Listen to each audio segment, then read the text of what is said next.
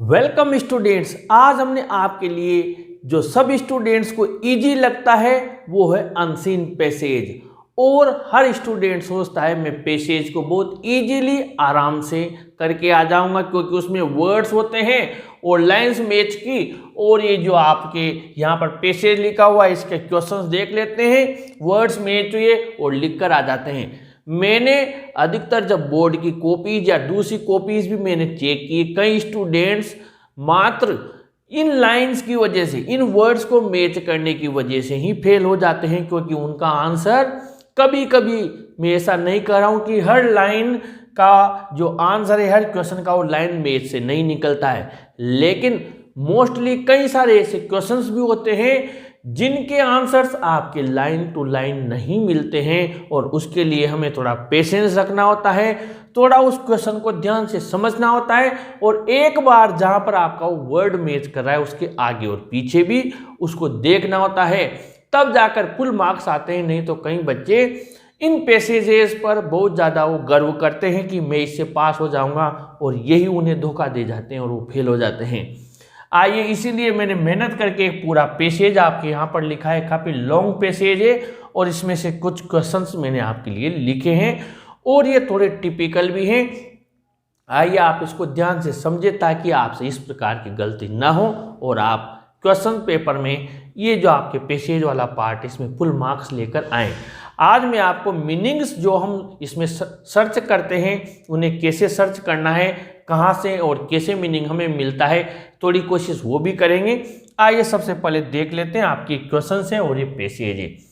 कोई गलती ना करें, बहुत से बच्चे क्या करते हैं पैसेज पढ़ने लग जाते हैं। पैसेज पढ़ने की जरूरत नहीं है, आप तो पहला क्वेश्चन देखिए, क्योंकि क्वेश्चन से ही आपको पैसेज का आंसर मिलेगा। What is most frustrating according to the writer. ये हमें पहला क्वेश्चन मिल गया कि लेखक के अनुसार कौन सी चीज़ बहुत ज़्यादा फ्रस्ट्रेटिंग करने वाली होती है, निराश करने वाली होती है। कई बच्चों को हिंदी ट्रांसलेशन नहीं आती है क्वेश्चन की, कोई दिक्कत नहीं है, लेकिन उन्हें क्या है वर्ड मिल जाता है, जैसे फ्रस्ट्रेटिंग मिल गया और वो आगे बढ़ते हैं। आप लोग कैसे अपना पैसेज सेलेक्ट करते हैं फिर मैं बताऊँगा कहाँ पर हमसे गलतियाँ होती हैं। आपको ये मिला फ्रस्ट्रेटिंग, स्टूडेंट को मिल गया देयर इज नथिंग, और वो सोचता है मज़ा आ गया, पहली लाइन में आंसर मिल गया, और यहाँ से लेता है frustrating then when you situation, और बस यहाँ पर फुल स्टॉप देखता है, कहाँ फुल स्टॉप दिया हुआ है, ये दिया हुआ है, और वो बहुत मस्त हो गया, खुश हो गया हुआ, और यहाँ पे 1 नंबर लगा दिया। मेरा एक क्वेश्चन तो मिल गया, पहली लाइन में मिल गया। अब आगे बढ़ेगा वो और दूसरा क्वेश्चन देख लेगा, और दूसरा क्वेश्चन देख लिया, what should be done first to enhance concentration, और एनहांस का एनहांस मिल गया और बस हो गया काम है, कंसंट्रेशन मिल गया, एनहांस मिल गया, और यहाँ पर मान लीजिए और आगे भी दिया हुआ है लेकिन उसे यही मिल गया तो क्या करेगा, ये लीजिए, ये मेरा दूसरा क्वेश्चन हो गया। बहुत सिंपल पैसेज आ गया और सारे क्वेश्चंस बहुत ईजी आ रहे हैं, लेकिन इसी चक्कर में आंसर गलत पे गलत होते जा रहे हैं। मैंने कल भी एक वीडियो बनाया था जिसमें बताया था कि एग्जामिनर के पास आंसर की आती है और उसके पास बिल्कुल एग्जैक्ट आंसर आता है, इतने लंबे लंबे आंसर आप 3-3 4-4 लाइन के लिखोगे तो उसके पास नहीं होता इतना समय कि वो पेपर में आके आपका पैसेज का आंसर मैच करे। नहीं मैच कर रहा है तो गलत। तो इसी तरीके से वो आगे बढ़ता हुआ जाता है, वो सारे क्वेश्चंस की लाइन टू लाइन और फिर नंबरिंग की और अपनी कॉपी में लिख के आ जाता है। बहुत जल्दी पैसेज हो गया, लेकिन जल्दी तो हो गया लेकिन मार्क्स भी बहुत जल्दी कट गए क्योंकि हमने देखा ही नहीं। आइए समझते हैं, what is most frustrating according to the writer. अब ये जो आंसर है गलत, इसलिए मैं इसको मिटा देता हूं। यहां पर जो लिखा है गलत है। क्या फ्रस्ट्रेटिंग है लेखक के अनुसार। अब बढ़ते हैं हम आगे। There is nothing more frustrating then when you sit down at your table to study with the most sincere of intentions and instead of able to finish the task at hand you find your thoughts wandering. यहां पर दिया हुआ है क्या frustrating है और answer है there is nothing more frustrating. इससे ज्यादा कोई फ्रस्ट्रेटिंग नहीं है। आपको जब क्वेश्चन दिया है तो पहले एक बार क्वेश्चन से आंसर शुरू करें, और वो तरीका मैं आपको अभी बता देता हूं। वोट वाले को तो आप वोट को काट के द लिख दें, द और ये इज है सहायक क्रिया, ये कहाँ जाएगी, लास्ट में जाएगी, जहाँ पर आपका क्वेश्चन खत्म हो रहा है ना राइटर के बाद यहाँ पर आएगी, इस जगह आएगी। ये तो एक ट्रिक हो गई ताकि एग्जामिनर जब चेक करेगा तो सोचेगा हाँ यार क्वेश्चन का आंसर इसने स्टार्टिंग बहुत अच्छी की है और ये मैच भी कर रहा है। द मोस्ट फ्रस्ट्रेटिंग, यहाँ आप चाहे तो थिंग लगा दे, अगर ज़्यादा इंटेलिजेंट बच्चा है तो थिंग लगा दे, नहीं तो कोई दिक्कत नहीं है। The most frustrating thing according to the writer is. अब आप चलिए फ्रस्ट्रेटिंग का फ्रस्ट्रेटिंग मिल गया आपको, इसके चक्कर में न पड़े, यानी देयर इज नथिंग, इसको आप क्या करें मोस्ट फ्रस्ट्रेटिंग को मिल गया ना, हमारे यहाँ पर मिल गया according to the writer is तक मिल गया, तो फ्रस्ट्रेटिंग तक मिल गया। वेन से लिखें आप यू सिट डाउन। अब यू को क्या करेंगे, जब तुम बैठते हो तो हम भी क्या करते हैं, जब तुम बैठते हो, वो लेखक है वो आपसे कह रहा है, जब हम बैठते हैं तो इस यू को आप किसमें चेंज करें, वो सभी के लिए कह रहा है, तो इस यू को आप किसमें चेंज करें, वी में चेंज कर ले, में पर्सनल न जाए, वी हम सबके लिए आ जाएगा। When we sit down, your का क्या कर लेंगे, वाई उड़ा दें और क्या बन जाएगा, our table to study with the more sincere of intention and instead of being able to finish the task hand we find, और योर का क्या करें, आवर थॉट्स वॉन्डरिंग। ये आपका आंसर बनेगा इस तरीके से।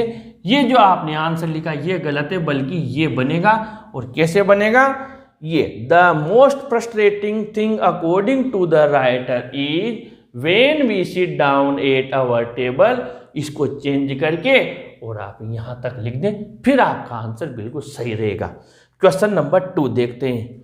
What should be done first to enhance concentration, यानी कंसंट्रेशन को बढ़ाने के लिए पहले क्या किया जाना चाहिए। अब यहां पर मिल गया however certain techniques enhance your concentration, और यहीं पर हमारा मामला खत्म हो गया, जबकि यह आंसर गलत है, यानी ये सेकंड का आंसर बिल्कुल भी नहीं है, ये सेकंड का आंसर नहीं है। आपको सेकंड का आंसर ढूंढना है तो क्वेश्चन को बार बार पढ़िए और क्वेश्चन देखिए, व्हाट शुड बी डन, क्या डन यानी किया जाना, और फर्स्ट पहले, फर्स्ट यानी शुरुआत में, टू एनहांस कंसंट्रेशन, फर्स्ट का मतलब बिगिनिंग, स्टार्टिंग, शुरुआत में क्या किया जाना चाहिए। अब बच्चे को मिल गया एनहांस और कंसंट्रेशन, तो यहां पर लिख दिया, पूरा गलत हो गया। Your concentration level depends on a number of factors से Samuel Goes a social counselor. In order to develop your concentration span, it is necessary to examine various facts of your physical and internal environment. Yes. यहाँ तक कोई आएगा ही नहीं मिल रहा और ऊपर ही लगा देगा, लेकिन आप देखिए इसका आंसर कहाँ मिलेगा। यहाँ पर क्या किया जाना चाहिए, फर्स्ट शुरुआत में, तो ये बिगिन, टू बिगिन, शुरुआत में क्या किया जाना चाहिए, डन। डन का मतलब अटेम्प्ट करना, कोई भी कार्य करते तो डन का दूसरा मीनिंग दे दिया अटेम्प्ट, क्वेश्चन चेंज कर दिया, सेम वर्ड नहीं दिया। To begin with one should attempt to create, ये देखिए आप, to create the physical environment that is conducive to focused thought, ये इसका आंसर है। टू बिगिन, पहले क्या किया जाना चाहिए, शुरुआत में कंसंट्रेशन को बढ़ाने के लिए डन दिया हुआ है और फर्स्ट दिया हुआ है टू बिगिन विद, शुरुआत में ये चीज की जानी चाहिए, इसलिए सेकंड का आंसर ये है, न कि आपका वो वाला। और आगे बढ़ते हैं, question number 3। How does distraction affect us according to Samuel Ghosh. अब डिस्ट्रैक्शन यानी ध्यान भंग होता है हमारा, वो हमें किस प्रकार सैमुअल घोष के अनुसार प्रभावित करता है। अब स्टूडेंट्स क्या करेंगे, ये डिस्ट्रैक्शन वर्ड है और डिस्ट्रैक्शन वर्ड इसमें ढूंढने लगेंगे वो, weather it is radio, identify factors में, और ऐसे ढूंढते हुए चलेंगे कहाँ पे मिलेगा डिस्ट्रैक्शन, ये मिल गया डिस्ट्रैक्शन, बस हो गया काम। How does distraction affect us according to Samuel Ghosh, with distraction like loud television, blaring music, ETC, और वो यहाँ से ढूंढेंगे सी डिसएग्रीड, ये लिया, और डिस्ट्रैक्शंस लेकर जहाँ पर भी फुल स्टॉप उन्हें मिल जाएगा ईटीसी तक, और यहाँ तक लिख देंगे और लिख देंगे थर्ड का आंसर कंप्लीट हो गया, क्योंकि बिल्कुल सेम मिल रहा है, कोई गलती नहीं है, 100% कन्फर्म हो गया। तीसरा भी गलत हो गया, क्यों गलत हो गया, क्वेश्चन देखिए, आपका क्वेश्चन है how does distraction affect us according to Samuel Ghosh. Distraction हमें किस प्रकार अफेक्ट करता है, और आपने लिखा क्या है, वो इस बात से असहमत है, इस आइडिया से कि लोग कंसंट्रेट करते हैं डिस्ट्रैक्शन से, टेलीविजन है, म्यूजिक है, इन पे कंसंट्रेट करते हैं। वो पूछ रहा है कैसे प्रभावित करता है, और हम लिख रहे हैं टीवी है ऐसे प्रभावित करता है। प्रभावित करता है कैसे करता है, हम लिख रहे हैं टीवी है, रेडियो है, इससे प्रभावित करता है, तो पूरा गलत होगा। अब आपके आगे बढ़ना चाहिए आपको। If you are distracted when you are attempting to focus your attention and retention powers do not work at optimal levels. Question ध्यान से जिसने समझ लिया गारंटी के साथ उसका सही होगा। क्या अफेक्ट होता है, क्या प्रभाव होता है हमारे ऊपर, ये ध्यान दो। जो डिस्ट्रैक्शन है, ध्यान भंग करने के साधन क्या है, वो थोड़ी क्या होता है। तो यहां पर देखिए इन्वर्टेड कॉमा, इफ यू, तो यू का क्या करेंगे हम, वी कर लेंगे। If we are distracted when we are attempting to focus, यहां पर योर का क्या कर लेंगे, our attention and retention powers do not work optimal levels, ये आएगा इसका आंसर। ये डिस्ट्रैक्टेड भी रहा। जब हम डिस्ट्रैक्टेड होते हैं, जब हमारा माइंड आउट हो जाता है, तब हम कोशिश करते हैं फोकस करने की किसी चीज पर, तो हमारा अटेंशन और रिटेंशन ये क्या होते हैं, ये ऑप्टिमल लेवल यानी एक आदर्श स्थिति में काम नहीं करते हैं। और एग्जामिनर के पास आपको पता है क्या आंसर आएगा, वहां पर यही आंसर आएगा, अटेंशन एंड रिटेंशन से लेकर लेवल्स तक इतना सा आंसर आएगा। अब आप ऊपर के कितने भी आंसर लिखो वो उसे रॉन्ग कर देगा, एग्जैक्ट आंसर तो ये है। और आगे बढ़ते हैं question number 4, what should we identify, हमें क्या आइडेंटिफाई करना चाहिए। और हम क्या करेंगे, बस आइडेंटिफाई मीनिंग ढूंढने लग जाएंगे, और ये ढूंढते हुए आए और ये आइडेंटिफाई मिल गया हमें, और हम सोचेंगे ये बिल्कुल सही हो गया कि ये थर्ड मिटा देता हूं, क्योंकि थर्ड का आंसर ये नहीं है बल्कि ये वाला है, यहां से है। अब आगे बढ़ते हैं हम, यहां पर आइडेंटिफाई मिल गया, और whether it is the radio, TV और your noise neighbours, identify the factors that make it difficult for you to focus, मिल गया आइडेंटिफाई। और यहां से हम क्या करेंगे, इस जगह से ये आपने लगा दिया, यहां तक लगा दिया, और यहां 4 नंबर लिख दिया, ठीक है। और बिल्कुल सही हो गया, क्योंकि आइडेंटिफाई का आइडेंटिफाई मिल गया और हम प्रसन्न हो गए। अब प्रश्न को देखिए, व्हाट शुड वी आइडेंटिफाई, हमें क्या पता लगाना है, क्या आइडेंटिफाई करना है। तो हमें क्या पता लगाना है, तो व्हाट तो हटाओ और ये शुड को कर्ता के बाद ले लो, वी शुड आइडेंटिफाई। अब आइडेंटिफाई से आपको आइडेंटिफाई मिलेगा, ये मिल गया, वी शुड आइडेंटिफाई, तो इसको तो छोड़ दो क्योंकि आइडेंटिफाई से आइडेंटिफाई मिल गया। We should identify the factors that make it difficult for you, को क्या करेंगे, अस टू फोकस, ये मिल गया आपको इसका आंसर।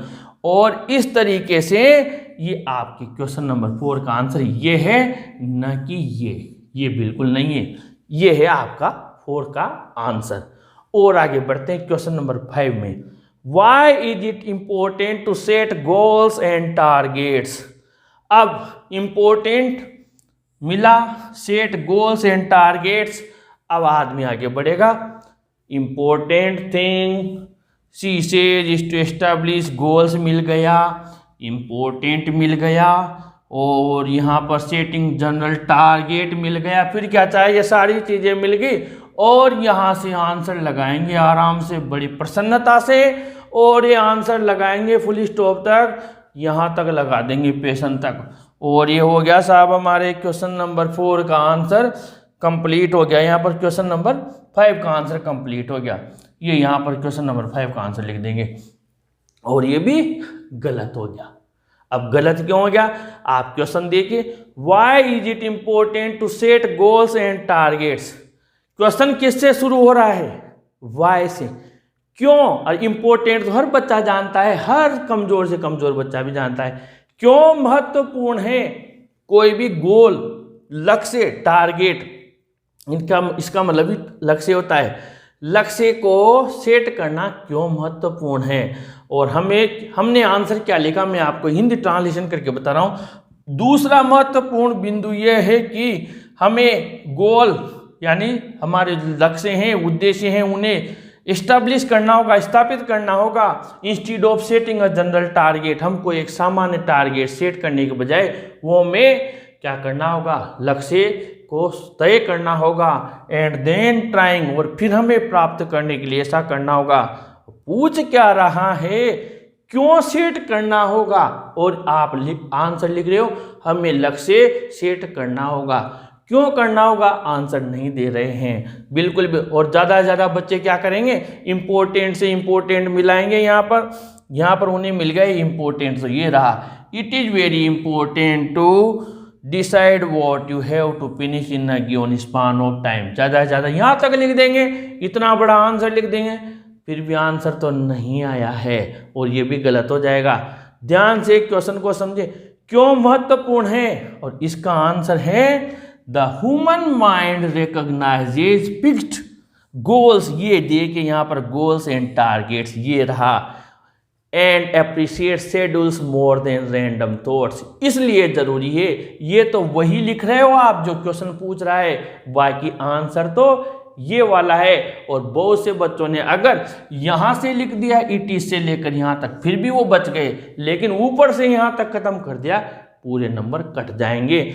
इसलिए मैं फिर कह रहा हूं, थोड़ी तसल्ली रखें, पैसेज आगे तक जाए, क्या पता उसका आंसर थोड़ा आगे या पहले हो।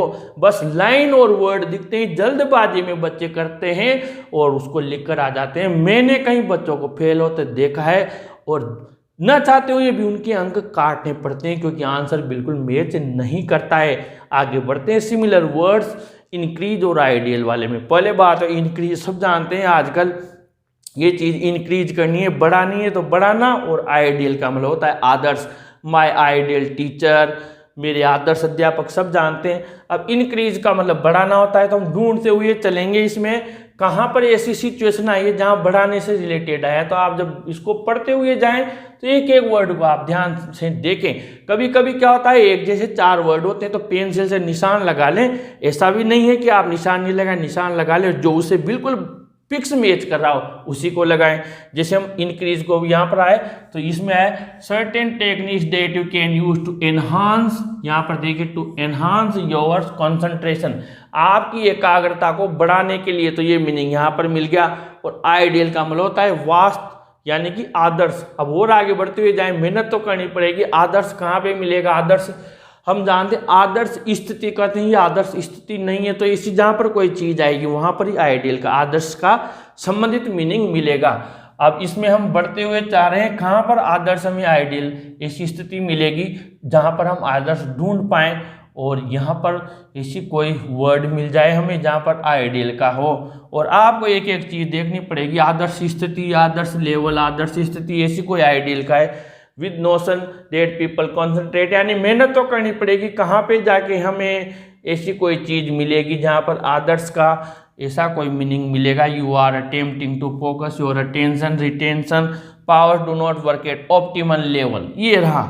अब यहाँ पर रुकिए आप ऑप्टिमम पर, भले ही इसका मीनिंग ध्यान नहीं है, लेकिन ये थोड़ा सा भी ध्यान है, हमें आइडियल है, आइडिया है कि यार आदर्श होता है।